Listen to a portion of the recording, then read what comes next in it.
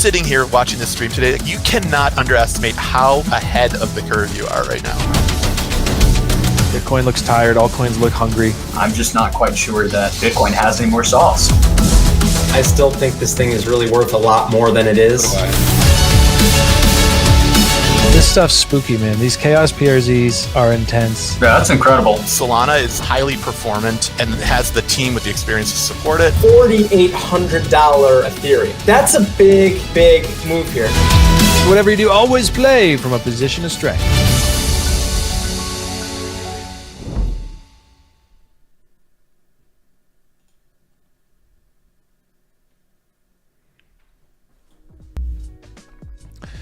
Good morning, everybody. Welcome back. Welcome back to Hxro Labs Live. I'll be your host today, RT, going by Random Task 555 on Twitter.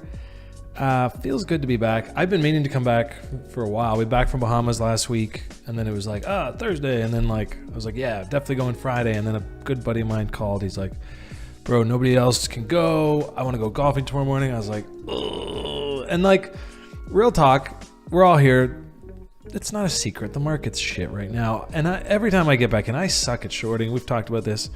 I was taught and I understand and I know how to trade directionally, but I just suck at it. And so I'm not shorting.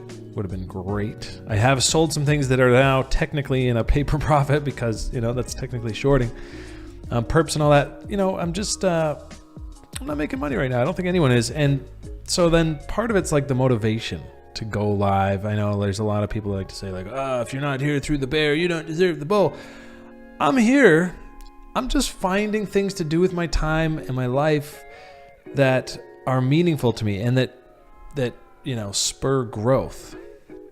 Now, before I continue, let's double check the sound before I get into this opening rant. How's that music? I like the music. I just don't want it to be dominant. So back to job hunting, says Crypto Hub. Not unheard of. I think a lot of people... Sounds good? Okay, good. Guys, look, we got a lot to talk about today. Sadly, it's not going to be probably not going to be hey, which thing's going to 100x next week? We don't really talk like that on here anyways, but you know what I mean. There's not a ton of opportunity for making it all back in one trade this week, this month, maybe this quarter, or... We're coming into the final capitulation blow-off bottom. That is sometime, probably a good time to pay attention. I don't know. We're going to look at some charts today. We're going to talk about life, talk about what I've been up to, what I think serves me best right now. Because look, guys, here's the thing. As a trader, markets cycle. It's not my job to control the market. It's not our job to, push the market one way or the other. It is what it is. It's going to move. It's going to go up. It's going to go down. It's going to make you rich. It's going to make you poor. It's really our job to analyze it, fully accept what the market is, where it's at, and then position ourselves in a way that serves us long term, period. And so right now, it serves us to be cautious and patient if we're just, because 99% of us are you're long only, I'm going to buy, I'm going to hold, I'll be part of this community, I'm going to get involved, get into the grease, and that works really well during the bull. It is painful during the bear. I mean, critically, gut-wrenching, I'll just pull this chart up now. I'm looking at Bitcoin. Now, I did something that I haven't done in a long time over the last few weeks, which is basically just totally fuck off. Totally. Some guys were saying the other day, oh man, how you guys doing? Checking in on people in this chat and anyone checking portfolios. And there was a time over the last 3-4 years where it's basically 6 times a day I'm checking something if I'm not actively sitting right here. And I've just completely fucked off in the last little bit, which is usually a sign that, it's time to pay attention. Oftentimes, the market has a way of making you look the other way. But through this, this was kind of it for me. This was the last straw. I was a little concerned with this kind of wedging formation because usually those gradual slow up wedges, as much as you want to say, ooh, uptrend, higher highs. And that's what I was saying, and I stopped tweeting. There was a few tweets I made that I just figured maybe compelled people to action, and they're wrong. I was like, ooh, AVAX looks really bullish at $100. Not like I was saying, go copy trade and buy at 100. It was more wait for the dip, but the dip came and it's $48 now. And so like then I'm just like, okay, the little bit of content I was putting out, I just felt like was useless. And I'm just like, I can do that and I can sit on social media all day. It's fucking depressing. It's dark, right? You have some laughs and stuff. Or I can go sit outside with my kid and spend some time with them, and that's been serving me well. So if you're wondering where I've been, it's there. You know, I'm always nearby. I have a home office. I'm here, but I'm really focused right now on, first of all, preservation, because I'd like to be around the next time things go back to bullish, and they will. From some price at some level, there will be a bull market. Of that, I am like 99.8% confident. Never going to give it 100 because I just don't control the market. But I've been through this before from another level, once upon a time. This looks disgusting. Just disgusting. Are we bearish at support? I mean, I'm bearish on this chart. It's like fat M top. You know, this just is the opposite of what you want to see, right? You want to see W's in the market. And obviously after a long W bottoming formation, any kind of breakout, any kind of big volume, that's really our job, as I see it, if I want to be a bull, is to wait around for that. We don't have it right now. We kind of had it here, right? We kind of had some grease cooking up. And as you guys know, I was really hoping that this would play out something like this as a bullish kind of consolidation year. Don't get my wish. And after we broke and closed below this trend line, it just went nuke, you know, technical confirmation. And now I'd say next target is these lows. It'd be really weird for them not to get swept here, given, you know, where the NASDAQ is. Look at Netflix. Holy shit. Talk about reload zones, right? It took 5 years to go from here up and then like 2 months down. That's really how markets go. Staircase up, elevator down. That's human emotion painted on the charts. Anyways, guys, so much to talk about today because it's been so long. I do want to go live more. I mean, I'm home. I did, you know, be moving out for a few months. But the new place we're going to be in is, you know, there's going to be space for a studio there. So I'll set that up and we'll just hang out as long as, you know, as long as we're just kicking it. I think I'm happy to see you guys here. I was in the pit today. I was like, is anyone going to come? Like, is anyone even around anymore? I feel like it's just a ghost town. And you know, there's nothing wrong with stepping away when you have to identify with yourself as a trader. So like, am I good at shorting? Am I good at trading this chop? Am I more likely to end up with less money if I try to participate in this? Would I be better off waiting, as I said, for like a higher low, higher high reversal, which happened here? I think a lot of people got caught offside. You know, drawing that up, waiting for the reload zone here. At least you didn't get as hurt. Now you're just getting stopped out now. But if you're just a breakout trader in this market, you're just getting rinsed. And the sad thing is that for all the bulls that are just too eager and they're not willing to wait, and like, again, don't get me wrong, I was very bullish here. I was like, oh yay, we're gonna just, you know, trend back up, get a little midterm swing, a little spring rally. Didn't get it. You know, we're in new territory. We've got a NASDAQ bear market. Crypto's never really existed in a NASDAQ bear market. So all these fractals, all this, you know, thinking we have of how it's going to be. I mean, this is like right here. Bitcoin is invented. And this was the backdrop of all this bullishness that has been Bitcoin. And now we've got a proper bear market. And obviously when you look at it this way, it looks like it's just beginning. Do we have a recession? I don't know. You know, we've been in a bear, so I'm not going to say anything's just beginning, but like, you know, this is a proper M-top fail, retest, and breakdown on a weekly time frame.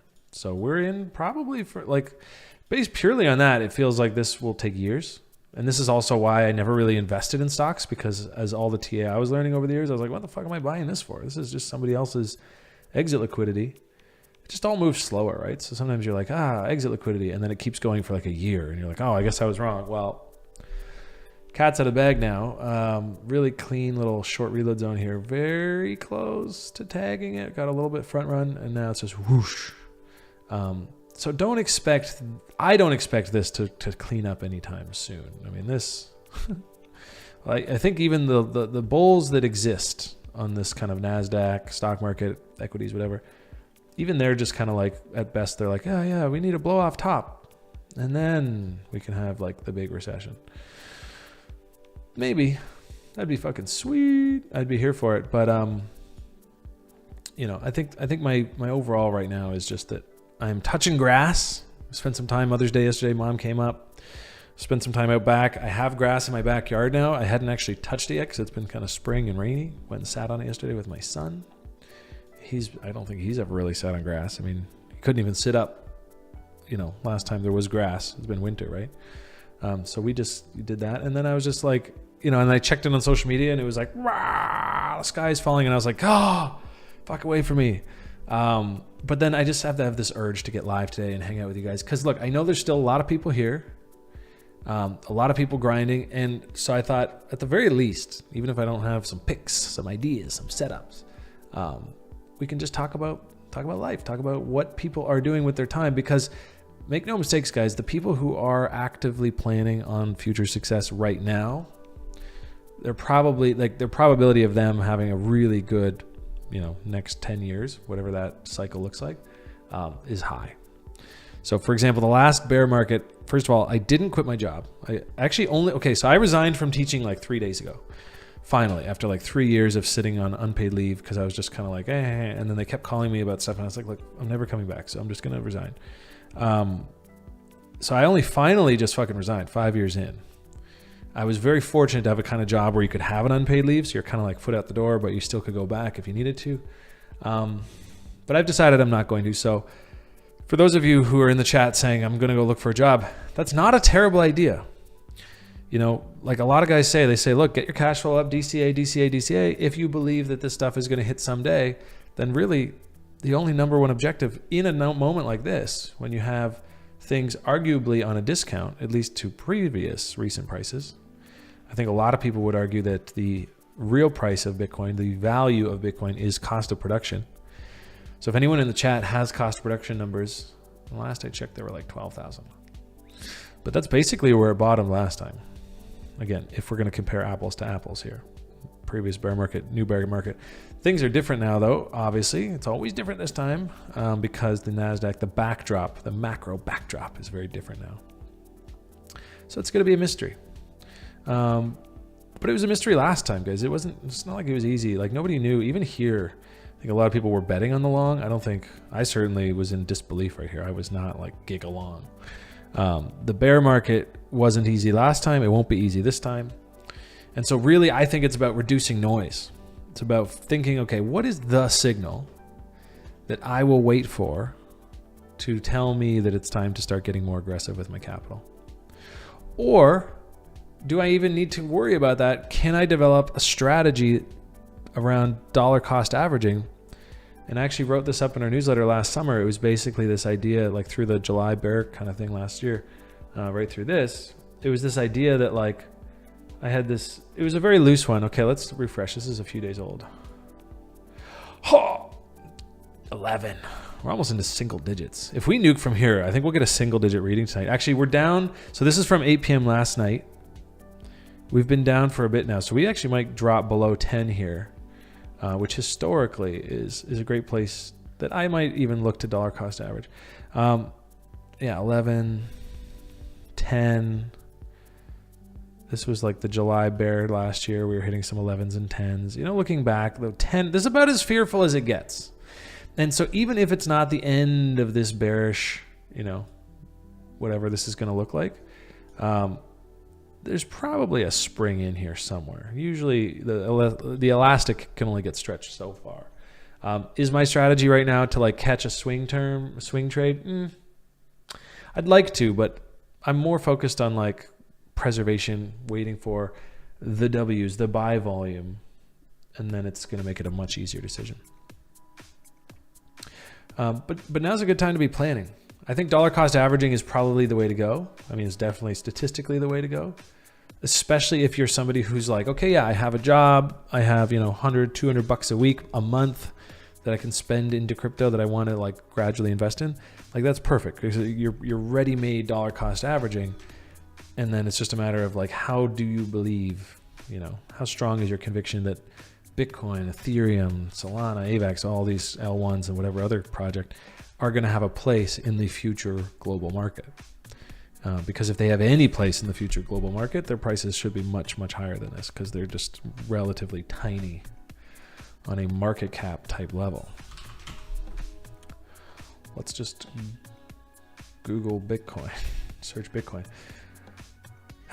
600 billion. That's not even 1 trillion.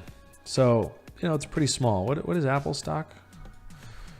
Apple market cap. Let's go see. I don't even know. Don't pay attention to this shit.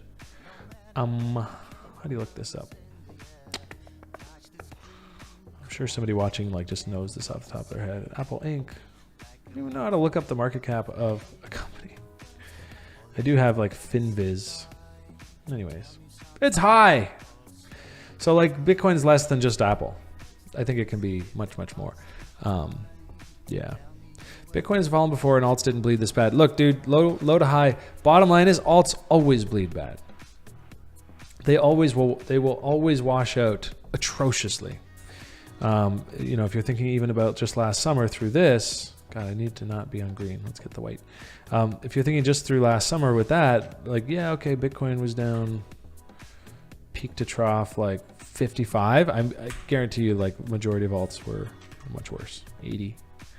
Alts are high beta exposure to crypto, right? You're going to get more volatility than the majors, Bitcoin, ETH, and even those are super volatile. So alts are basically just leverage longs and shorts on crypto. And then, you know, through a bull market, you get narratives that drive one faster than the other. And, you know, you have Solana season and all that. But if you guys are deeply in pain holding on to bags, just know that I've been there.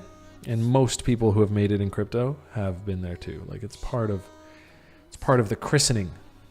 Doesn't mean it's good. Doesn't mean it feels good. Doesn't mean it's, you know, optimal. But you're not alone. And sometimes that makes you feel just a little better. Just so you know.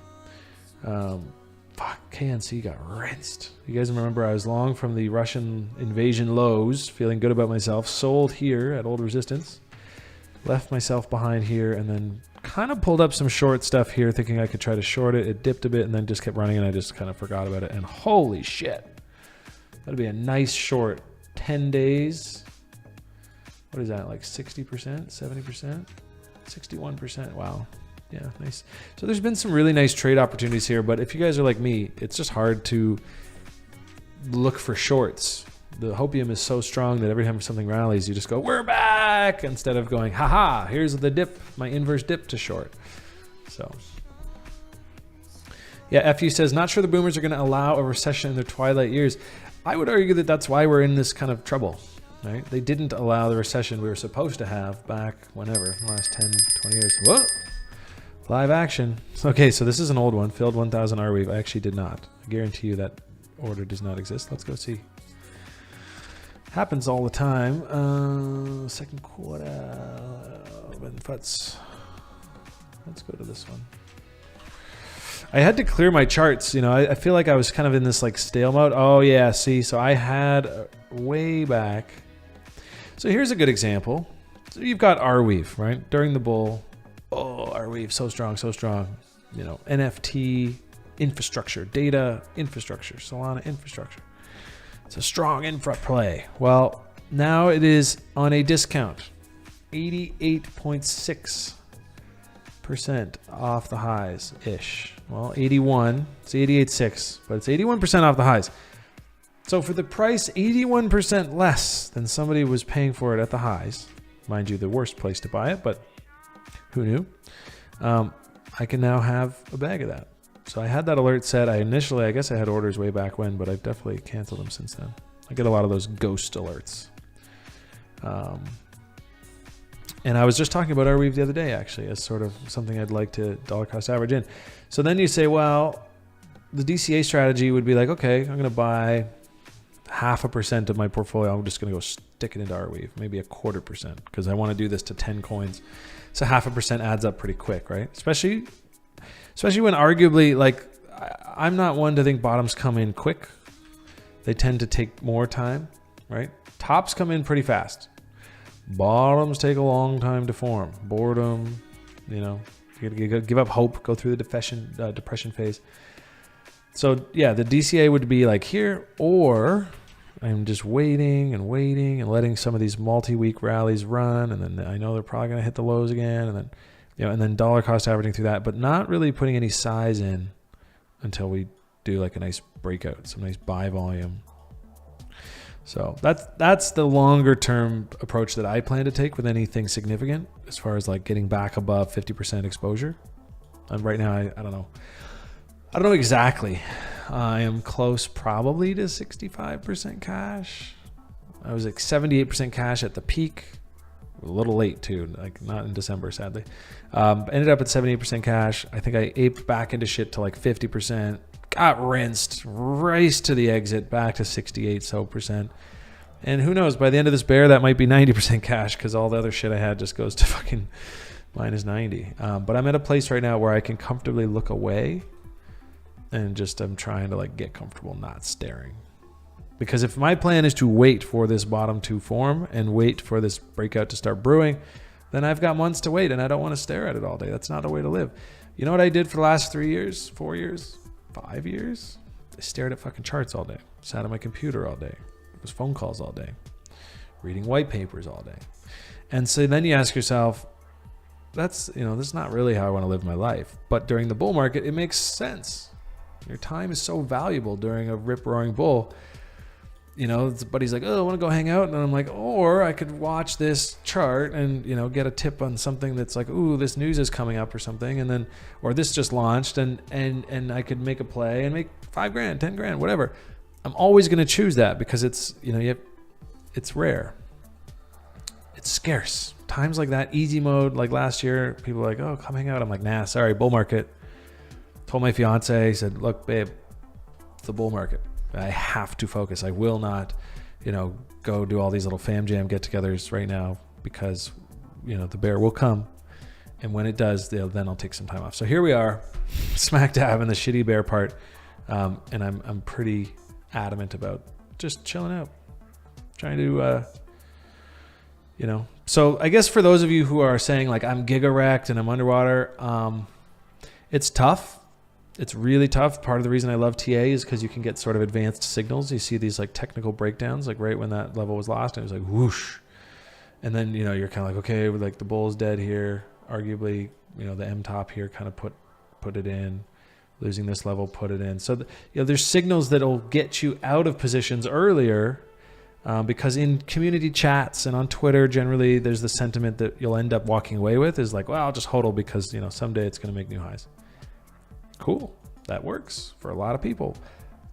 But you have to endure this. And of course, when you're down here, things can change. Devs can leave. And I'm not talking about our weave. I'm just going to pick on this chart because we have it. Devs leave. They pivot. They say, oh, a lot of teams get exposed down here as they just being around because it was bullish and exciting, and they can't power through the depression of the market because they were too focused on price from the get-go. They were just here to make money. Power to you if you want to come here to make money. That's great. But as investments go and as holding goes, you better know your team. They better be passion driven. Some of the Solana devs I've been hanging out with, like these guys are just grinding. They're building. They're not, they're not fly by night developers that are just going to peace out with their, whatever money they made and just, So, but it is hard. It is hard to navigate this. And that's why I kind of decided to stop hodling. I learned that lesson with a coin. Probably mentioned this before, but let's go see. Let's go see my favorite hodl. Then we'll hit the chat because as much as I love hearing myself talk and ramble, I bet you guys have a lot of interesting perspectives in the market. For those of you, especially who've been stuck around, like, paying attention. Let's see what we can see. Yeah, so actually, I think this was from me drawing this up for you guys before. It's literally me in the last bear market after the bull when I bought a bunch of this at its little ICO, or not even ICO. I think it was just like off the market, but they had this thing, and I think I got it at like 25 cents, and then it ran to like friggin' $11. I think it actually went a little higher, like 14.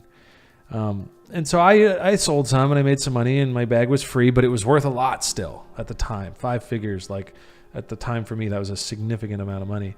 But I was like, oh, I'm just going to hodl because I have so much faith in this thing. Well, look where that got anyone who did that. Still, it's literally still at the lows. It barely even left the lows. during the last bull market. It got up to 60 cents. So it came off from like $11, and even through last bull market, it just never came back. The team pivoted. They changed projects. They went to something else. The miners left. And so that is where I stop and say, okay, I'm literally just not really going to be a hodler this year. Unless I know the team, unless I just have faith that their valuation is already low or that they're going to stick around. I definitely have some bags that I wish I had cut that I'm not too bullish on, that I'm just kind of like, kind of stuck. Maybe they're staking. They have 28-day unlocks, some Cosmos stuff. But, you know, the key is, one thing I did do is pay my taxes, thank fuck, and then like get up a cash position, put it into some yield plays, not UST. Let's not talk too much about that because I'm not paying close attention other than the fact that apparently now Do Kwon is spending Bitcoin out of the treasury to prop up the peg. Rarely ends well. I think the whole idea of those designs is that they're supposed to naturally do that. So when you're propping it up, maybe it ends well. But I would not be an anchor right now personally. But to be fair, I never was an anchor. So if you guys have been crushing those 20% yields, power to you. It's just too complicated for me. And then the whole point of stablecoin yield for me is a safety play. Conservative, right? If I want to gamble, I'll go gamble with those USDCs. So when you have a UST giving out a high yield, it's like, that's great, 20%. If I last a year, I get 20%. If for some reason the model breaks down, I get 0. So it gets a little dicey. Boomers are dead. Killed them off with Rona. Okay. All right, let's check the chat, guys. Let's check the chat. Market is puking right now. Yes, it is disgusting. Okay, should we go look at a live puke? What's puking the worst right now? Just Bitcoin 5-minute? My dog is like terrorizing the door right now. Ooh, look at that little buyback on the 5-minute. Interesting. So we like capitulated. Oh, we just hit 31. This is something to watch though. Look, there's so many ways to look at this right now. Again, it's summer. I've kind of like capitulated my attention span, if you will, as far as like staring at this, trying to catch the lows. But I mean, if I'm a day trader, this is interesting, right? We've got a big buyback on that volume here. Let's probably 1 minute that. Maybe it's all sell. It was all selling. Point is, there's some buyback here. You know, I don't know. I don't know what to say. All I can say is like I've gotten to a point. The last thing I did, I will say this because I'm not going to sit here and be like, oh, I sold and I'm comfortable. I did capitulate some Bitcoin that I had accumulated through here in the 40s, and I was like, I'm just going to hold because this is such a nice dip, and I don't care because it'll be 100K someday. It's going to be $1 million someday, whatever. And I did finally like once this because of this. I'll show you why. I just saw this the other day. Like late, obviously, I think down here. Basically, when this candle came in, I was like, oh, fuck. Like, of course, this could just go to the 30,000 area where a lot of people expect it to bounce. Then that was it. And so if I cut some here, I feel good for about 5 days, and then I don't actually buy it back till here. So it's still going to be a net loss. That's usually what happens, right? When you sell kind of late in the fear cycle. But just so we're clear, I had a bag of Bitcoin that I told myself I was going to hold. And I sold 3/5 of it, whatever that means.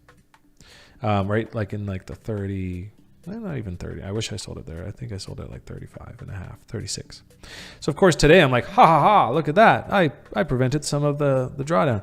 But the reality is the chances are, I bet the probability is that I'll end up buying that back higher. I mean, we would have to lose these lows and then wallow in some kind of despair for a while, wherever that's going to be, for me to like make a profit on that and then like actually buy it back. But it's possible. I just looked at it and I realized it was making me uncomfortable. I said, well, then cut it. That's kind of the golden rule of positions. If they're making you terribly uncomfortable, if they are affecting your day-to-day, if they're making you make emotional decisions, causing you to not be able to just sit and relax with your family because you're feeling exposed, cut it. Because you can always get right back in. Yeah, you trade fees. Okay, pay the fucking fees. If you get out, you realize, oh, I'm stupid, I should have got back in, then get back in.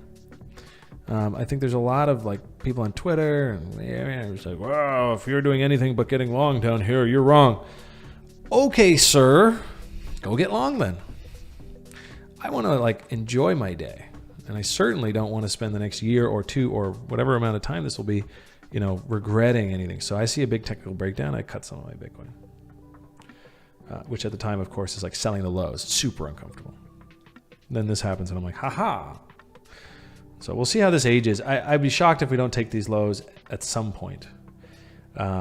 I would be surprised if we close below these lows and go into a real, I would actually be surprised. I still feel like we're not going to do that. I still feel like we're going to stay above here. Ultimately, like we are at extreme fear right now. So I think for what it's worth, so nobody fucking knows, but I think there's a pretty good chance that things short-term, mid-term, if I was to scoop any of this, like whatever kind of wiki or even just what we just saw, maybe we go even a little further, any kind of wick that comes here to me is not the beginning of a bear market. It's probably the end of this move for at least a while. I mean, look, we shot down here, consolidated for a few weeks, back above. Shot down here, consolidated for a few months, back above. Now we're shooting down here. I think short midterm, that's probably going to be the end of something. And then we like consolidate back up a bit. And then the question is like, do we come up to here and then continue? So it doesn't mean the bear market's over, but I think a midterm swing position to the long side is coming in pretty soon here. All emotions aside, it does not feel like it, but that's my guess. You know what I'm saying? Let's take a look at Luna. I agree, Liv. The thing that really gets me is the no relief, probably because we all expected some. Yeah, yeah, we're all sitting here. I mean, look, I wouldn't expect relief here. I mean, once this was a strong, this was like propping us up. We lost it. We sprung back above. I thought, oh, sick, like nice shakeout. And then we lost it again, tested from below, lost it again, tested from below. And then this was just like on fumes last week. And then you can just see, and then it just gave up. Whoosh. It's pretty cool to watch. I mean, it's like the bulls are there, the bulls are there, the bulls are there, and then they just weren't, they ran out of ammo. They decided to give up. And when this close came in, just going to be a straight shot down. Like why, to get a green bar here on a daily, you need a big amount of people stepping in. Well, who the fuck's going to step in here with size? What level are they playing? There's nothing there, right? Now it's like, let's go after these lows. If you're a whale, if you're thinking like, hey, where can I get a nice discounted long? Well, if this is going to be where people are stopping out and liquidated, then they're doing a bunch of forced selling down here. That's where whales would love to buy, right? You want to buy from someone who's selling you at such a cheap price, they didn't even want to sell it. You forced them to. So, I mean, if I was a whale, I would just dump the shit out of this, or at least not step in and support the bid until we get into that kind of like mid-high 20s in Wicktown. 30,000 is kind of like the support, right? These drawings are getting gross. Let's just use a box. All right, so like that's nice and clean. Like 30 is kind of the support. So high 20s would be like the slippage, the liquidations. And my God, if we get some really nice volume on that and it looks like a capitulation, I'm excited. Good luck catching that. I know some people with some size that are just like layering bids through this. They don't really give a shit. They're like, yeah, I'm just going to bid through the 20s and it'll be what it'll be and I'll see you next year. I don't know. Talking through it with you guys today, I'm kind of developing my own plan. I should bid some of that. If nothing else, just to buy back some of the Bitcoin I sold at like 35 and a half. Otherwise, I'm doomed to buy it back higher someday. TerraChain halted on ThorChain. Really? What we see, Quan selling BTC. I know, it was weird. I mean, I hated that narrative of them like, hey, we're pumping because Do Kwon's putting Bitcoin in the treasury. I mean, that's not going to save the market long term. Like, that's not like, oh, yay, the bull's back. I mean, yeah, there's some speculation. But I don't know. If nothing else, guys, just soak in the lessons that you get from like this market state. I mean, it's crazy. The narratives that drive these, like what essentially end up being like bearish retests. And each time you catch yourself being bullish at these little spikes instead of bearish. The trend evades us. We are bulltards. This is our life. And I always told myself, well, this time I'm good because, I know how to trade two ways. I don't know. I think I have too many bags to like get into the bearish mode. And of course now, everyone wants to be a bear. Oh, I'm going to short the next bounce. Well, as soon as I start shorting and talking about making money on shorting, you just get your bids ready because it's probably the end. Last time I started shorting, y'all want to see? It's pretty ugly. I got caught offside through 2019. Was here after playing the bull card all through this, and then struggling, and then being very exposed to Bitcoin here, selling all my alts to Bitcoin, thinking like, well, I'm in a safe like blue chip now, and then Bitcoin dropped like 50% in like 2 weeks. And then through here, I was really gun shy because I was feeling super wrecked.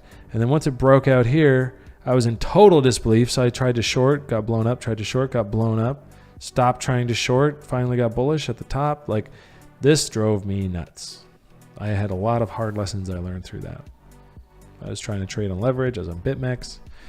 I think I blew like half a Bitcoin through that, which was a significant amount to me. It still is. I mean, half a Bitcoin is no joke, but like at this point it was a lot. And that was me on tilt. And I never did that again since then, thank God. So you hear about these stories of people blowing their whole account. I actually didn't. I fucking licked my wounds and I walked away with some, 25% of my account left. I said, I'm done, because I could recognize that I was just going to rinse. But that was me trying to short this in disbelief. Didn't try to short this, thankfully, for the most part. I think I did one little one, but but like this thing's coming down.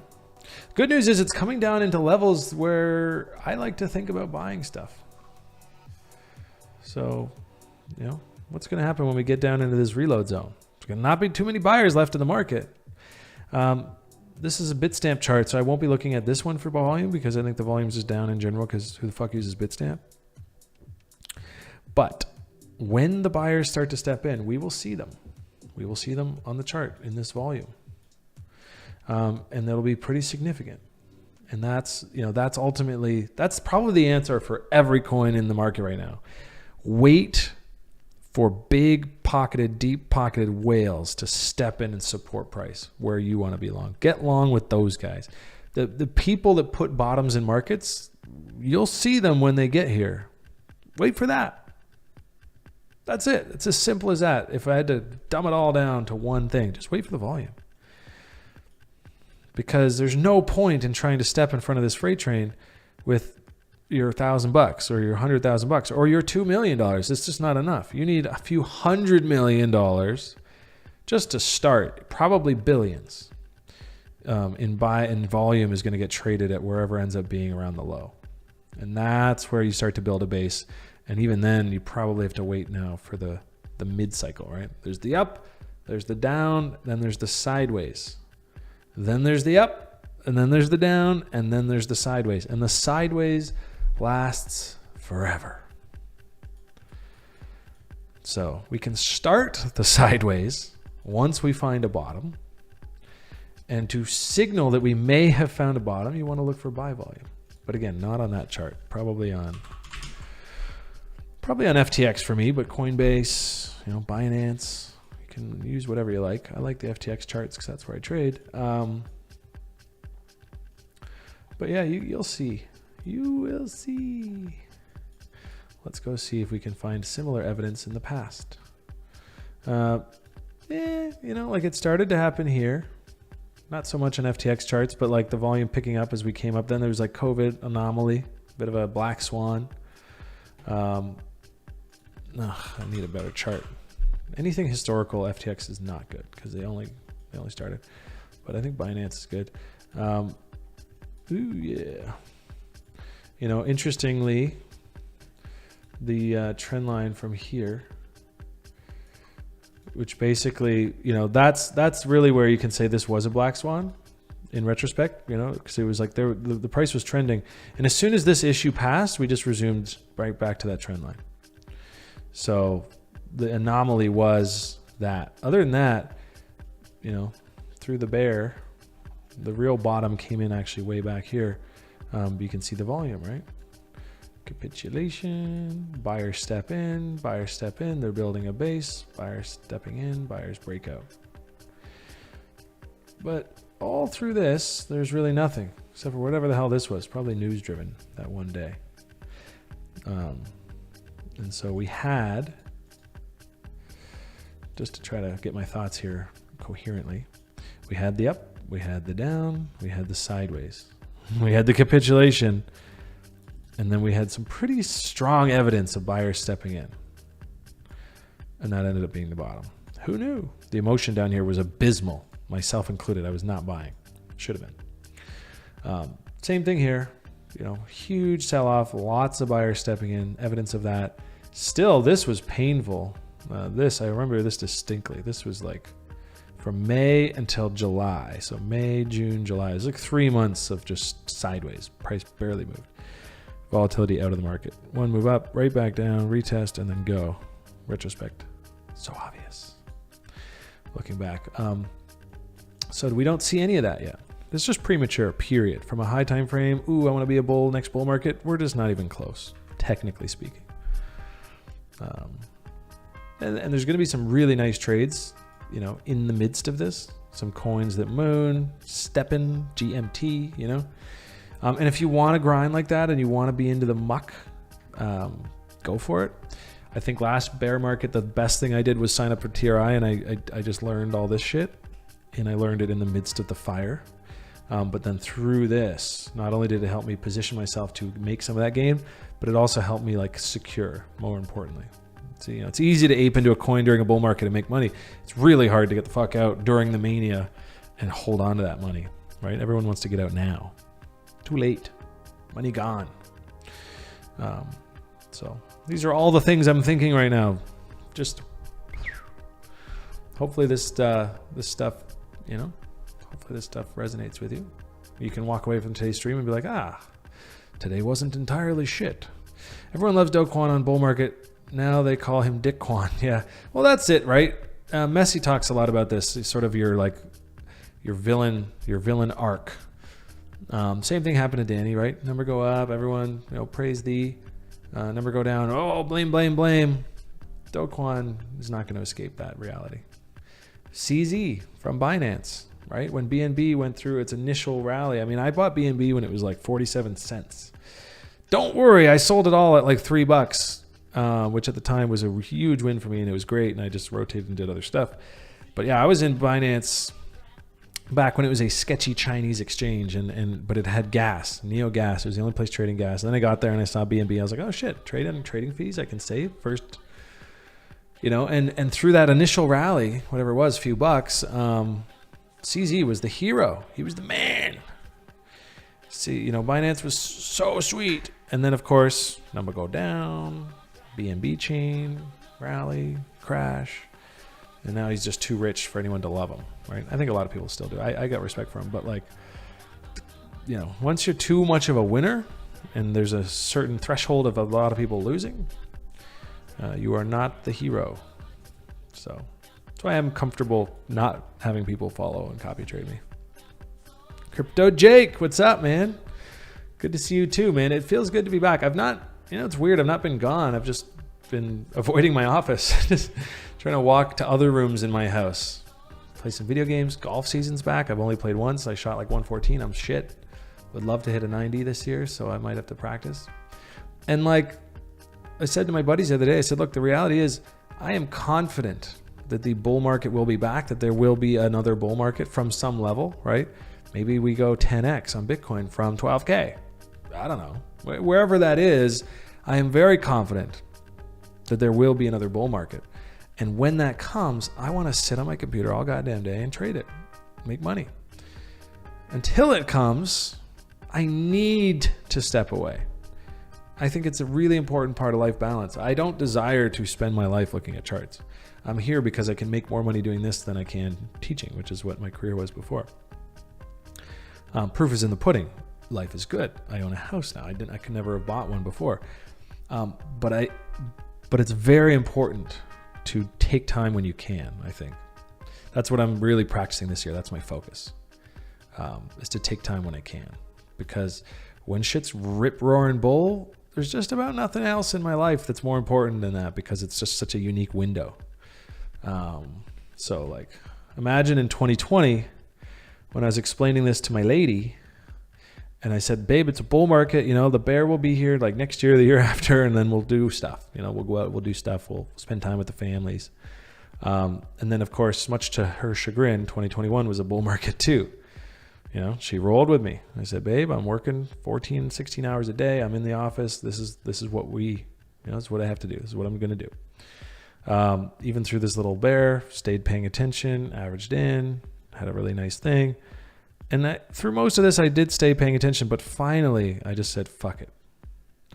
I want to unplug. I want to just chill. You know, you start to notice it affecting your mood, obviously, too, right? A lot of people leave because they're just like, this is shit. Socials, chats, everyone's depressed. And then there's a lot of this like, well, you know, don't leave during the bear. Well, do what you want. I'm happy with the life balance I've got here, and I think I'd like to do more streams though. What up, baby? Shangatang says, what up, baby? Thank God you have a job, bro. Yeah, it's nice. You know, it's nice to have a job. This is more of like an internship with Hxro now. We're in Bahamas. Look, I founded a fund 4 years ago. Get some crypto bros together, much like you guys. Anyone in the chats? You know, we were all in there chatting, talking alpha all day, and reached out and my buddy said, I'd love to start a fund. You know, we should start one. Self-funded syndicate fund, all of our own money pooled together to become relevant, share our resources, build our network, and that's Magnus Capital. So like that's sort of my job. That's day to day. I have a lot of calls still. You know, we're incubating teams. I'm advising a few. The builders are building. But when it comes to like the chart grind, I'm on pause for the most part. And then the streaming took a break. We have plans to have a comeback here. Get Dan and old Robbie Levy on here for more of like a Hxro network ecosystem focused show. That's a sneak peek. Don't know if I was supposed to share that. But it won't be like chart focused. I'll still do my streams. The idea is I'll still do some streams during the week. I keep telling them we got to get DeltaFi back.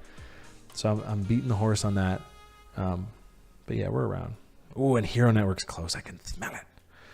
I want to say it's close. I'm not a dev. I'm not paying attention to the devs. But I can feel it in my bones. Feels close. So this is not a guarantee. I don't actually know. Okay, guys, let's look at some charts. Somebody said they want to look at Luna. Let's talk about Luna.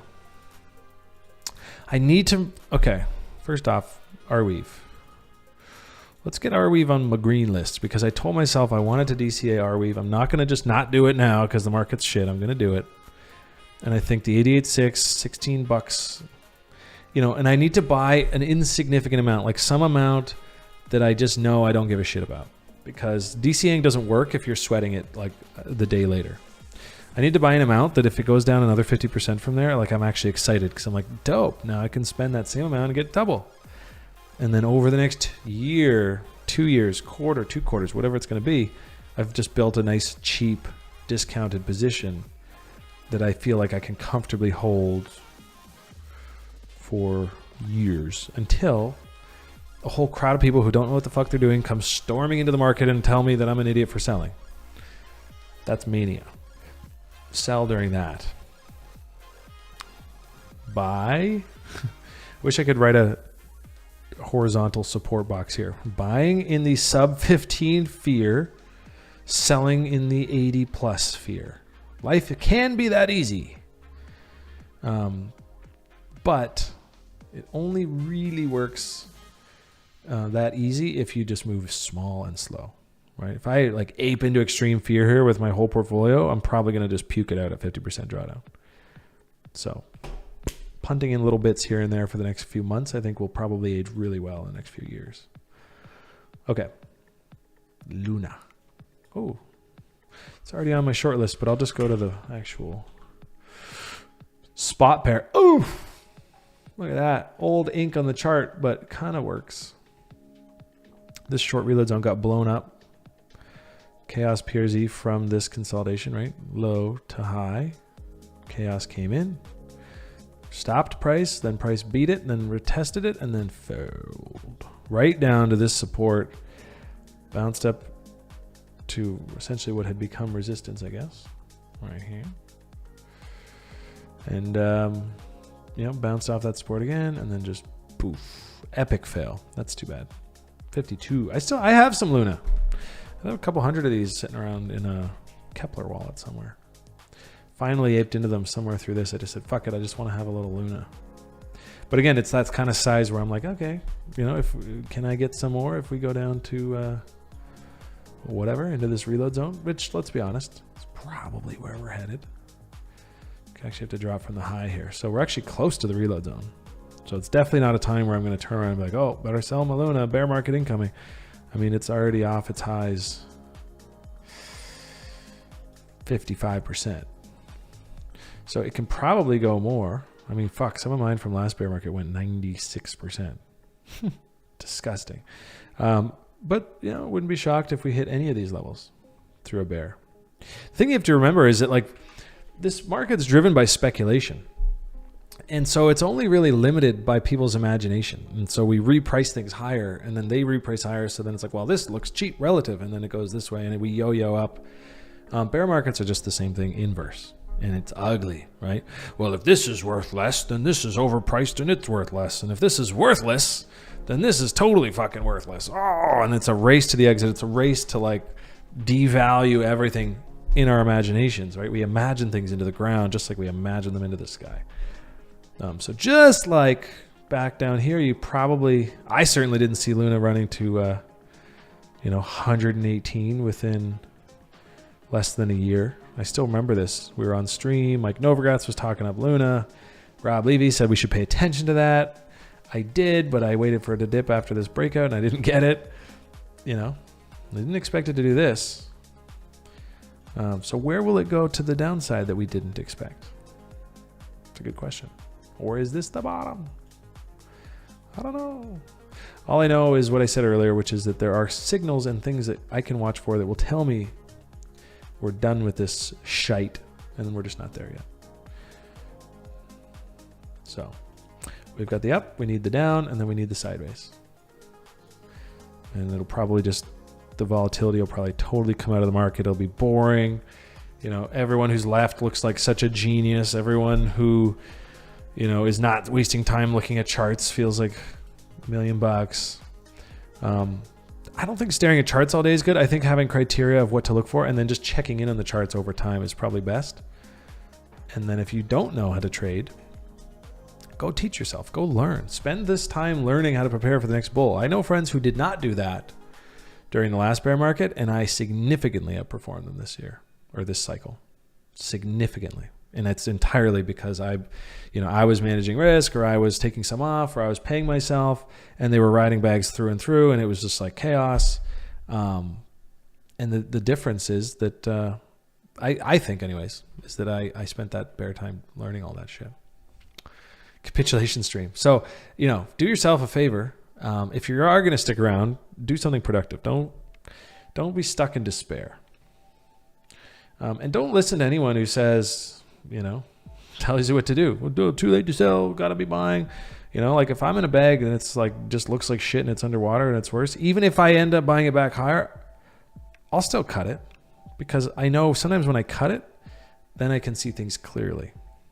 And then I can say to myself, well, am I in this bag just because I'm in this bag? I'm not talking about Luna. We're going to pick on Luna. Am I in this bag just because I'm in it? Or am I in this bag because it's the best place for my capital to be right now? Typically, as a trader anyways, as an investor, this is all bullshit. People say, no, buy and hold, pick your horses. For me, it's like, I want to be optimal as much of the time as possible. And sometimes I mismanage a position and I catch myself in one that's just terrible. Meanwhile, I see another position that I'm really excited about. In fact, I'll show you right now one thing I am buying. Synapse. I like the bridge thesis. I like the where is it? Yeah, it's this one. Ooh, it did drop a little bit. Actually, no, I don't like it on there. Let's go look at it on here. Dex screener, one sec. Sin. Yeah, so I don't know. I talked to somebody through the last bear market who actually did go and join TRI. I think he's doing well. I hope he is. I haven't talked to him in a while. But he thanked me multiple times since then. Anyways, we had a long chat. He said, I'm underwater.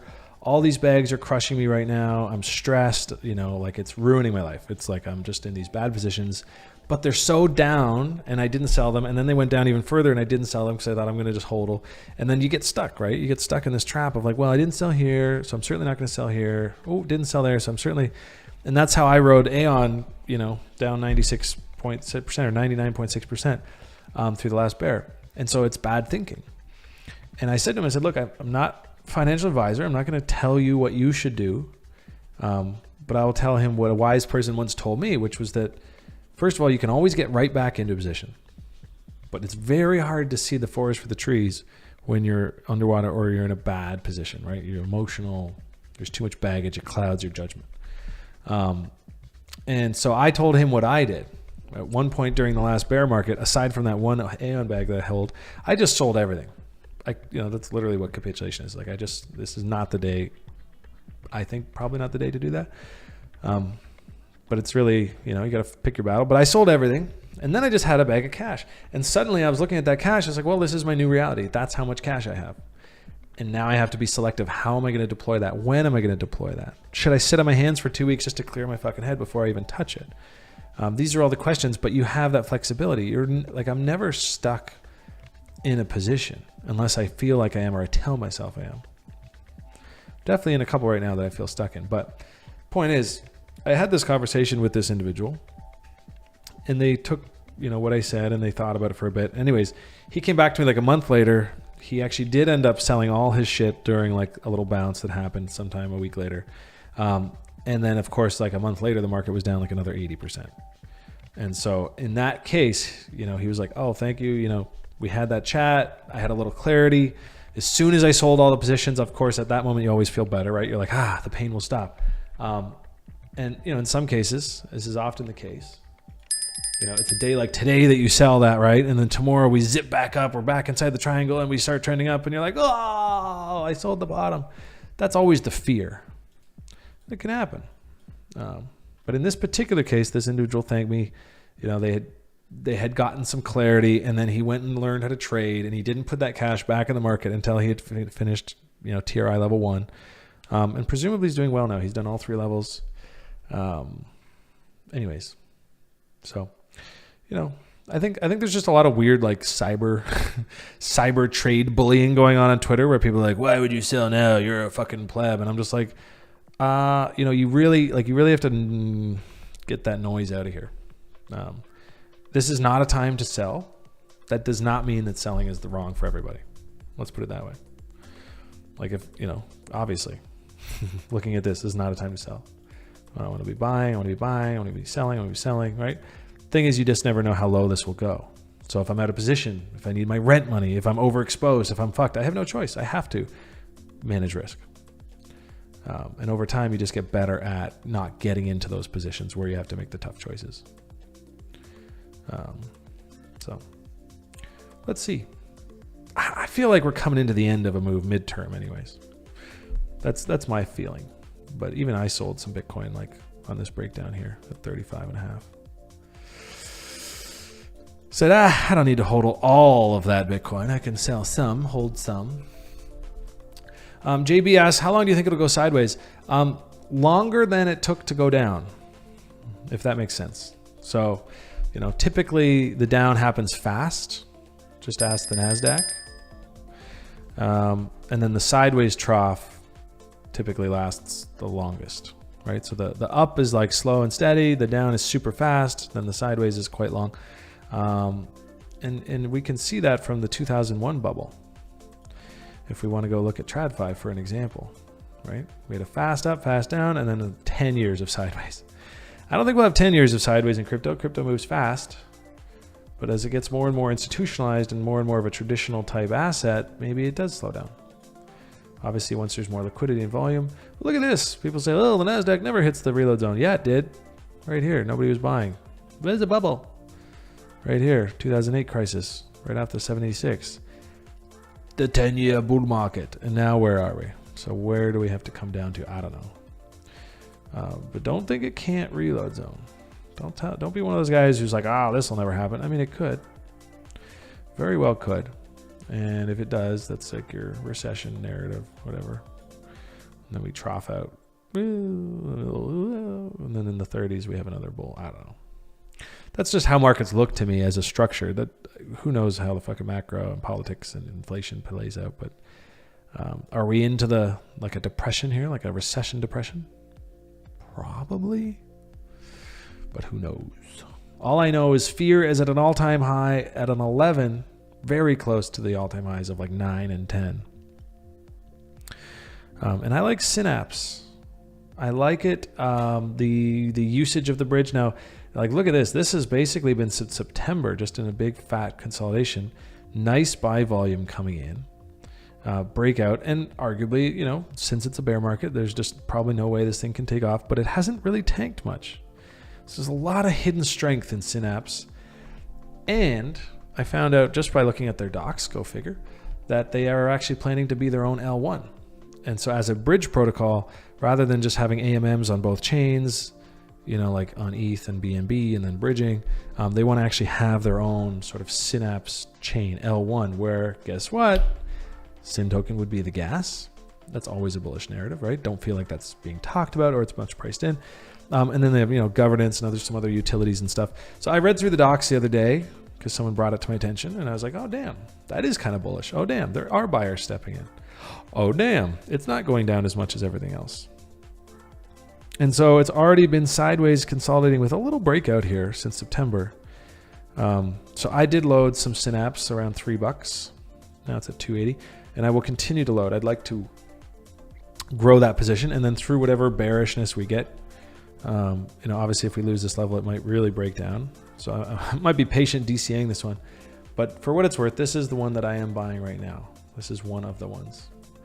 On Messi's call, he convinced me, not even directly. I mean, we talked about it a few times, but I've been buying a little Immutable X, although that's not looking too good either. Looking like shit. I think I picked some up here in the mid $1. So it's my reload zone, right? Trying to grab some here. Looks like it broke down today. Not a huge bag. Can probably just DCA some more later once I see a much more convincing thing. But this buy volume and then what he's talking about with the infrastructure and all that, I thought, okay, tech nerd, I'll see your buy and I'll raise you one. So I bought some through this reload zone. I don't know if I would cut it down here. Probably would, just out of discipline, trying to do it the right way. Because if we lose these lows, all bets are off, and we could just cycle right into the mid, you know, whatever, 50 sensors, 20 sensors. So JB, how long do I think it goes sideways? Yeah, longer than you want. That's usually how it goes. Longer than you wish. So yeah, being in stables is so comfy now. I agree. It's very comfortable on the down days. It's very uncomfortable on the up days, right? You get that FOMO, left behind. August says, I'm not shorting this now. I agree. Wouldn't be doing that personally. I certainly would. I mean, I wouldn't be shorting this. Fuck no.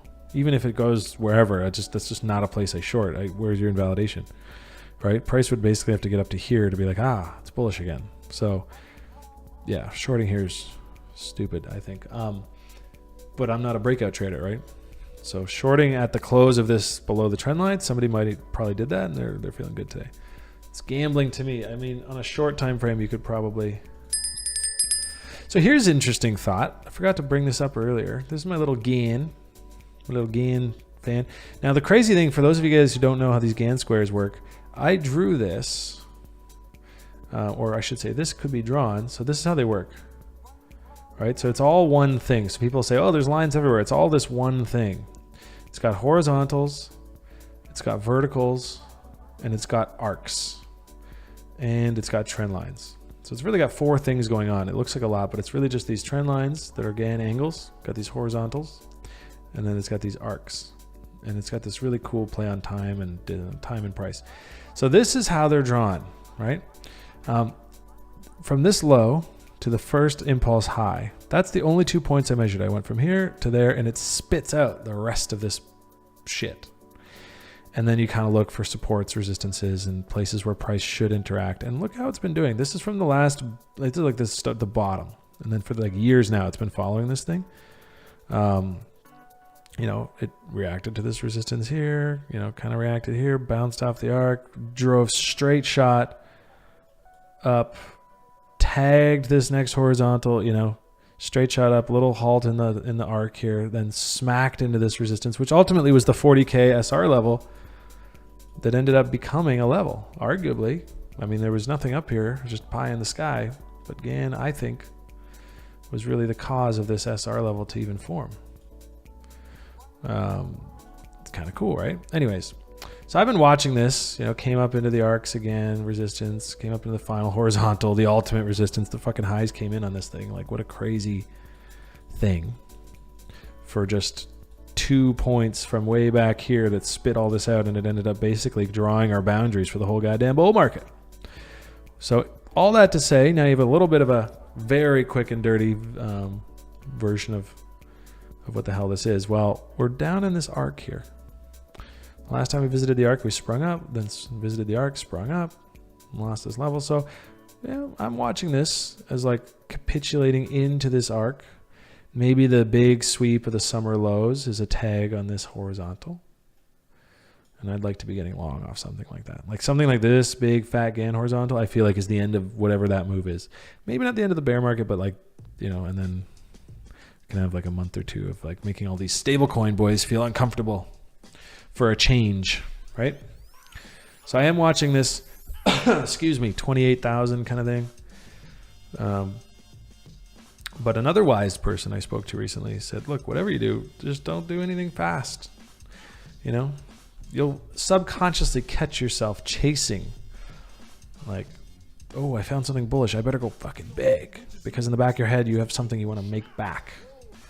And I have to just remind myself that I don't have to make any of this back soon. And if I am going to make it all back or get to new highs or explode into extreme wealth, it's probably not going to happen on some bounce play mid-bear. It's probably going to happen by building a big accumulation kind of portfolio over the next however many months. That's the play that I'm more looking for. But I'd still like to pick up some spot BTC or ETH or some shit around here if I can, just to ride it even up to some kind of bearish throwback. Nothing wrong with that.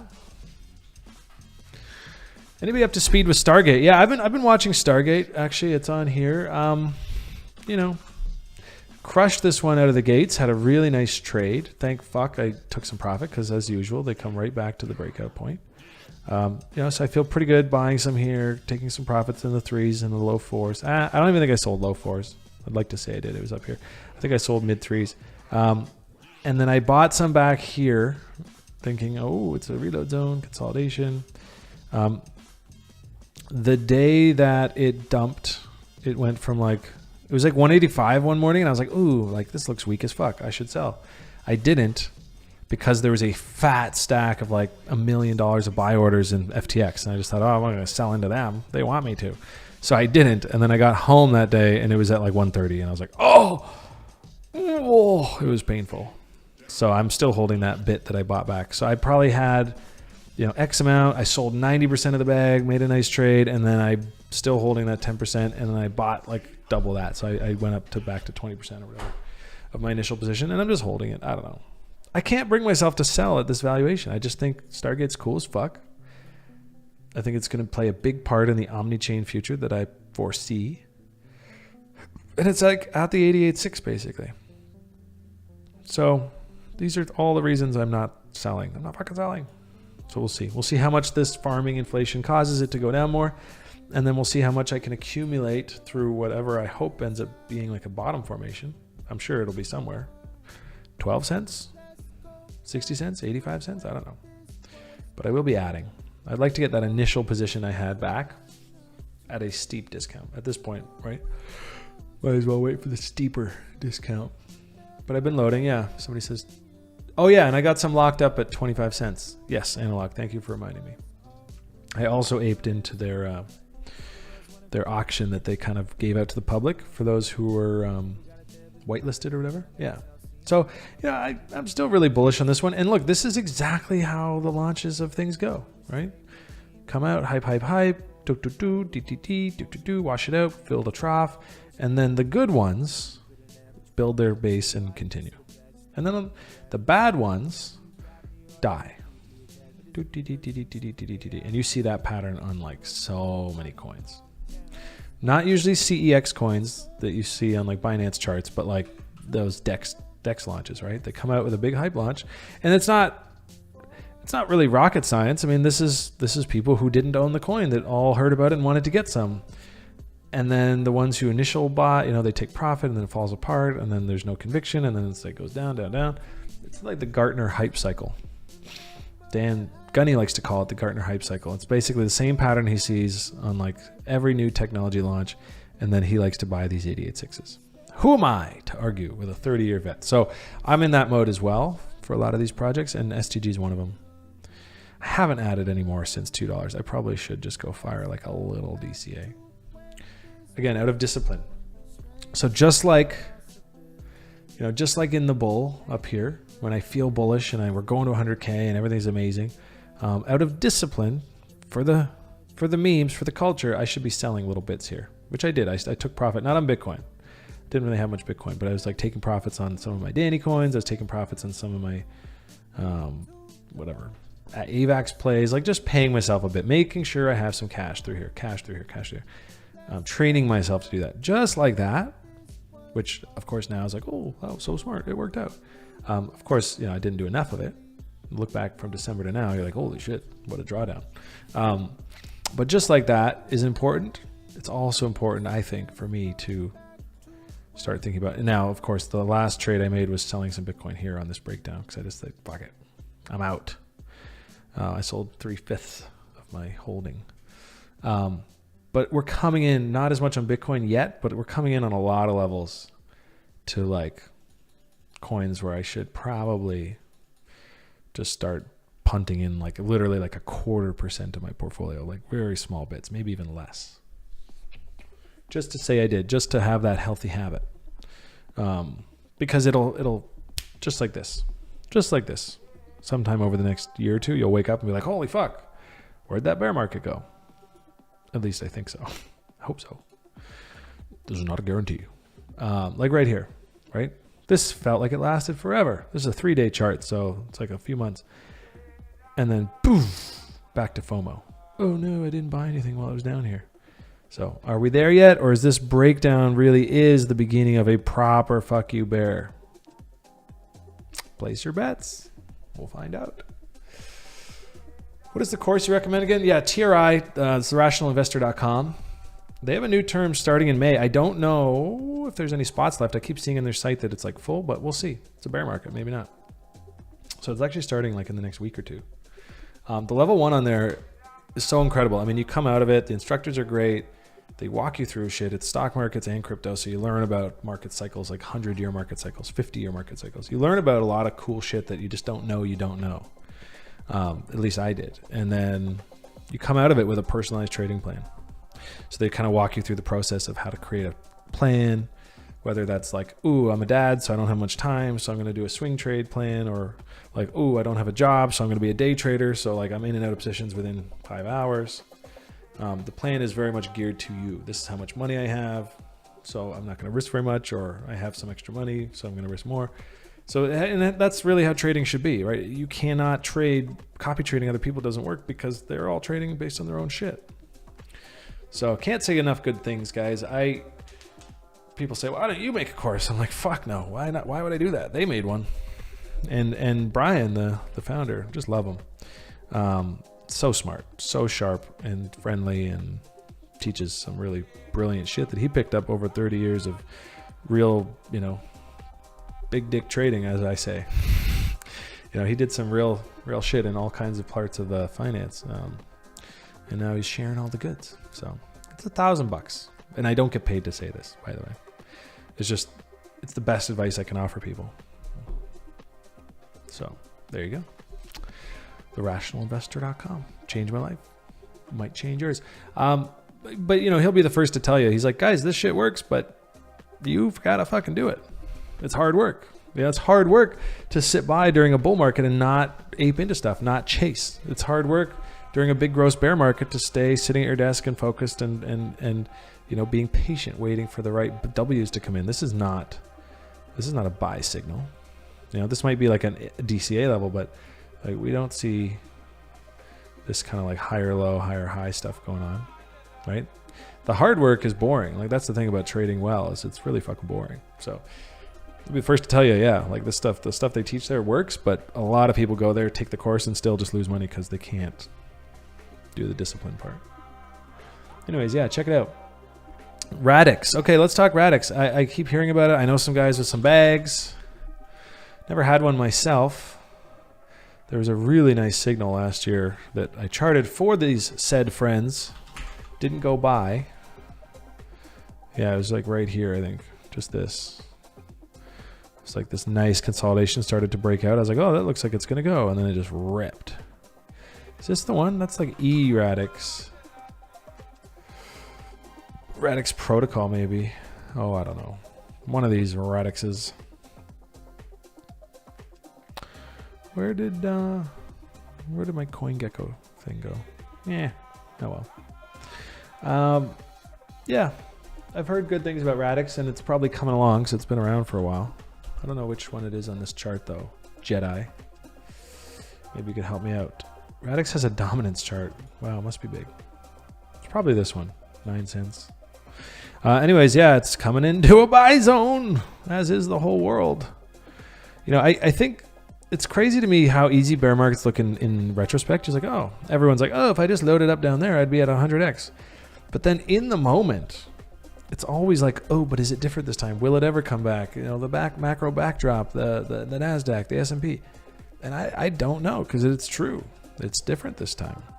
NASDAQ is shittier than it's ever been, like visually. And the shittiest part about the NASDAQ is how high up in its pattern it still is. You know, if it was down here, I'd be like, oh, cool. Like, we're probably near the lows. Because you guys know I just live and die by the fib, right? Even if we want to fib it up high, which I don't know that I would recommend. Usually a great way to, you know, you'll get more trades, but they're just weaker. But let's be generous, and we'll zoom in on this weekly. So even if we're going to take like the, whatever December 24th lows were, I don't know, last major dip. If we're going to make that, you know, even then, we still have some time to go. And whether they like it or not, this shit's correlated until it's not. So what I think, if you really want to know what I think, for the sake of a narrative punt, I think we could stay correlated with the NASDAQ and all this bullshit for longer than we wish, into a depth. And then this probably take a lot longer to clean up. And then at that point, some point, crypto will decouple. So like crypto will find its bottom right along with the NASDAQ, but the NASDAQ like took 10 years to bottom last time, post .com boom. Right down here. Where was it? Right here. Right? This happened over 10 years. So do we follow the NASDAQ down through some other big fat dump into the reload zone, and then, you know, we move on quickly because crypto moves fast and it's micro size compared to the NASDAQ? And so that's when the decoupling happens. So we don't decouple on the way down. We ride together, ride and die together. And then during the trough, we just finish sooner and get off the pot. Shit and get off the pot. That's, for what it's worth, decorrelation, yeah. Yeah, I think the decorrelation happens, but not on the way down. You know, it's like, oh, they're going to go down and we're just going to start going up. And I don't think so. I think that sounds silly. Much more likely that we all just ride down together and it's some kind of base, and then our base forms much faster, for what it's worth. That's physics-wise, that makes the most sense to me. Boop, boop, beep, beep, beep. So it's kind of my thoughts. Oh, Bitcoin. What a chart. You can see my dreams were crushed here. I thought this would be so cool if we got like a bear market-sized fib pong. Probably close that for a little bit. Go check it later. Dixie moving again. Oh, buddy. See, yeah, I had this kind of chaos, short reload zone, sweet spot, thinking maybe this is where we're gonna reverse. Looks like I was wrong. Dixie plowing to new all-time highs. I mean, it just swept the all-time highs. How sick of a sweep would it be if that was it? And now we can just chill out. I don't know. The Dixie confuses me. Let's inflate money and then go up in value. But it's only versus other currencies, so they're inflating more, but we don't hear about that because nobody cares about the other currencies. I don't know. This stuff's all obtuse to me. I don't get it. All I know is Dixie up tends to be bad, and it's going up very fast. And there's no volume on this chart, so I can't tell if it's a strong move or a weak move. It's just 4x. I don't know. But it's, you know, it's in an uptrend. I wouldn't bet against this kind of thing, although it's going parabolic, so that's always nice. And then we have the collapse of all currencies as we know it. And we go to the dark ages for 7 years. I don't know. Let's get off that chart. NAS money would maybe move into crypto then also. NAS money? Yeah, just like 2020. Helmut says. I think I remember that actually. We had a chart. Actually, one of our ideas up here, I really want to start getting back into the ideas section. I just don't have any good ideas right now. But I love these, because they stay here. So you can see all my stupid ideas. I think this one didn't work. Yeah, it's like, oh, big bull. Like, some of them don't work. This one did, though. Bing. Right? So the cool thing about this is you can't delete them. So all these LARPs on Twitter telling you what's going to happen. This one I'm proud of. Particularly proud of my ocean, because watch this chaos PRZ. Bing. So I like the ideas section. Anyways, I had a great decoupling one. This is a pretty good example. We called the Solana lows right at the bottom. But this is a good example of like how trading should look. A lot of small losers in here, and then a handful of big winners, and then a lot of like break evens. And that's basically how a trade plan should work. Even VET, I got out early, obviously, but holy shit, double chaos. So you can have a look through our ideas section if you want, although I haven't posted one in a while, and I won't till I have a good feeling. But let's go look at the reason I brought this up.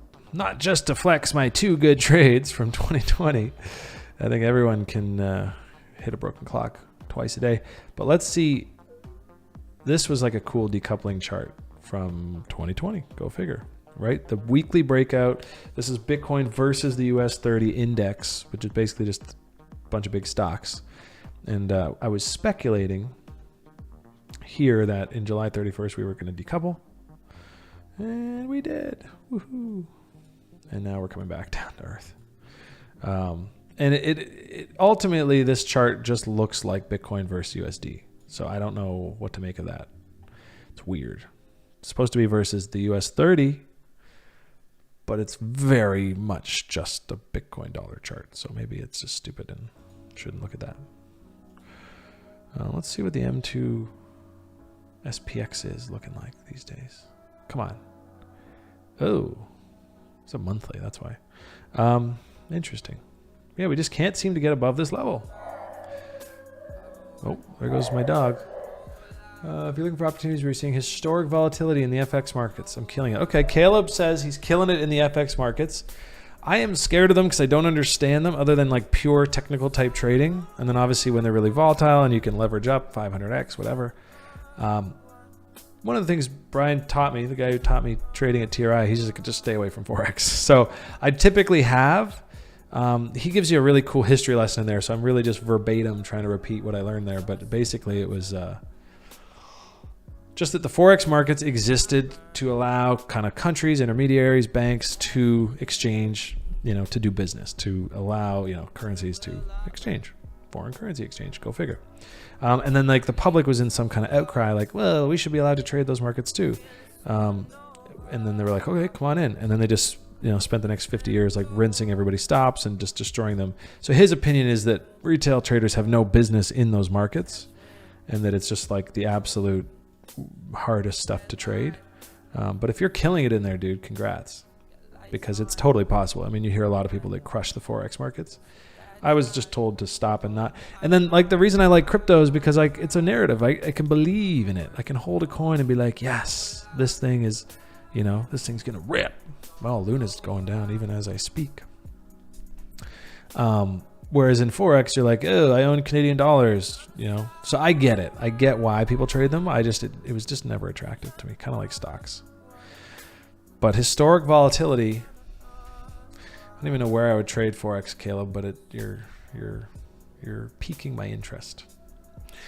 I don't know. I'm not too hungry right now. I feel like my plan is to, yield some of my stables. I don't know what this visual is supposed to be doing right now, but like yield some stables and stay focused. Yeah, I'm still on calls regularly. There's a cool project coming up on Algo that I'm pumped about. Like there's lots going on. It's just in and out, day in, day out, trading, grinding. A little less hungry right now. I think I know myself well enough to know that I'm probably going to lose if I trade this. And that if I wait, I'm going to go back to that ideas section because watch this. This is why I had the ocean one, and this is really a great example. I literally called like 3 friends, which I never do. I never call. I don't give a shit if people catch a trade that I catch, because every time I try to facilitate other people's trading, it's just stressful and stupid. But in this case, back in whatever it was, Feb 2021, I actually did call up 3 friends because I just know that they don't look at charts much, but they help me when they can, so I wanted to help them. And in this trade, I got so excited because the whole market was mooning, right? There was coins left and right all shooting up. This was the beginning of this big spring rally we had, right? And then you look at this ocean chart. Look at this. This is like the inverse of basically what we're seeing right now, right? All these M tops. This was like the fat W. Rising by volume, rising by volume, rising, rising, rising, all up into this resistance line. And it had just broken out and it had just retested. And there was like a beautiful chaos, like clearly drawn from low to high, where it's like, okay, there's my target. And I called, you know, my close buddies, some of the guys from Magnus that I just know that aren't the chart guys. I said, look, get some fucking ocean, you know, high probability trade. This is what I live for. This is what I wait for. And this is why I'm not too aggressive right now in the market, because this kind of setup will come back. But look how long it took. August 2020. The breakout wasn't until Feb 2021. That's how long it took to build this base. And that's only if you look at this chart. I'm sure there's even more grossness behind that. And so when you say to somebody like patience pays, yes, it does, but you have to have it and you have to really commit to it. And we're just not there yet. Remember, this isn't even the bear market. This is like the bottom. This is the sideways. How long did it take ocean to come down before? We should go check. Point is, sometimes, you know, and then like clockwork, bing. I mean, it happened to tag the chaos. It doesn't always work that way. Sometimes it goes past, sometimes it comes back, but yeah. Oh, it keeps going, actually. Let's see where it went. It's probably down now. Whoa, it keeps going a lot. Oh. Oof, oof. Yeah. And that's also why I'm a trader. Like, I can make money between here and here, but if I was just like, oh, I'm going to buy ocean and hold, well, I was right back to my entry here. Now I'm underwater. Basically sideways. This is why I like trading. In, out, have a nice day. So let's actually go look at ocean. So when I say like I'm waiting to get frothy for like brighter days, that's why. Yeah, look at ocean. Holy shit. 192. Oh god. I lost it. Where'd that idea go? I don't know. Point is, yeah. Is this even it? Yeah, it is. Okay. So I don't know how that last one compares to this. I bet it's here. Yeah. Oh yeah, this is it. So that last chart was basically this. So after a rally in 2020, it never actually tanked too hard. Anyways, yeah. Really nice setup, breakout, retest, and then just run. I want to wait for that, but this takes time. So, are we there yet? Ugh, not a chance. Not a chance. Be patient. That's the takeaway today. Hope you're doing well, JJ Chen. Thanks for tuning in today, buddy. Seriously, guys, good to see everybody here, man. It's weird, like, you know, just staring at Twitter by yourself, even just some chats, like there's just a lot of cope, depression, and a lot of like shit posting, mostly shit posting in chats. It can get lonely. I haven't been participating in that stuff too much, mostly because it's just, you know, got other shit to do that I'd rather do. But so when I say good to see you guys, I'm genuinely saying that. You know, I wanted to get live today. I'm glad people showed up. I think, you know, I think if you stick through this market, and that doesn't mean just hold blindly random shit coins. Nope. Don't do that necessarily. Maybe do. I don't know what you're holding. But if you stick around in this market and do productive stuff, whether that's build relationships, you know, go to conferences, meet people, find yourself a job. There's a lot of jobs out there, a lot of jobs. Learn to trade, you know, hone your craft, even just like work out, meditate, and like build yourself up as a human, and then come in fired up, ready to go next time the big buy volume steps in from some level, whether that's 30K, 20K, 12K, who the fuck knows. But yeah, I think I'll wrap up today. Final thoughts being that this is likely, I think, a midterm low coming up. If we sweep these lows, to me, the fear is so extreme. Let's see what the oscillators are all super oversold. So I would be maybe looking to DCA some names, and not just Bitcoin, but like some stronger alts that are down at like 88.6s. Like STG is one that I want to add a little to. Synapse is one that I want to add a little to. Oh yeah, but I keep going to the wrong one. But yeah, I want to add to some Synapse. This is kind of like some summary thoughts I've got here before we wrap today. And then I also want to come back and live stream. I think maybe the market's calm. Today was kind of like a verbal diarrhea, like, assault on your senses of just all my thoughts. But yeah, I think we could come in, maybe be more productive, like next week, later this week, thinking about, let's get after it. You guys can ask a question like, what's this? We could talk. I'd like to do some meaningful stuff in the next little while. So if you guys are into that, hit me up in the pit, maybe some ideas. Ooh, I'd love to see, a discussion about this, or I'd love to see a video about that. And we can come in and just, what else we got to do? Learn some shit. So yeah, Sin is one I'd like to pick some up. I mean, this is incredible. You don't get 11 very often. Since this thing was created, I don't think we've been down into the 10, 11 zone more than like maybe 4 times. And every single time, there was a bounce or little rally sometime shortly after. So aside from the 35.5 Bitcoin that I sold, not 35 Bitcoin, like around the 35.5K, I sold some on this breakdown. I said that like 3 times today, but that's really the only trade I've made this week, unfortunately. Oh, and buying some Synapse, I think last weekend. Once we broke down from here, I was a little late to it, but I said, fuck it, I better get out. So I am going to look to DCA some back in. But I think TLDR on today is like, move slow, be patient, wait for W's, wait for some buyers to step in with big pockets, big buy volume stepping in, like we saw here, like we're seeing here, right? Those are the signals. They're just not here yet. They will be. They're not. And it's comforting to know, I think, or at least feel like I know that they will be. Just telling myself that makes me feel good. I'm like, fuck it. I know the bulls will step in and support price and build a base, and we will rally from there. I know that. Just not today. And it's probably not this week, and it may not be this month or next month. It may not be this year. But I know it's going to come in my heart. And I'm going to sit here for a disclaimer and say 99.8%. Because who the fuck knows? Maybe a quantum computer learns how to hack the SHA-256 encryption or something. I don't know. You never know. So we manage risk. All right, guys. Just like, this is like the long tail of risk, just rambling here. Have a wonderful day, guys. Thanks for tuning in. I did this 100% purely because I enjoyed. I wanted to see you guys in chat and shoot the shit and get my thoughts out there. Because half the thoughts that I shared today, I just came up with as I was going through the charts with you guys. So it's a bit of a verbal journal. I'd like to say I'm going to be on later this week. No guarantees for management, but that's the plan for now. And then we'll go from there. Let's just kick it. Hit me some ideas in the pit. And be safe, guys. Just have fun. Try to enjoy life along the way. And if you can't, at the very least, help someone else enjoy their life.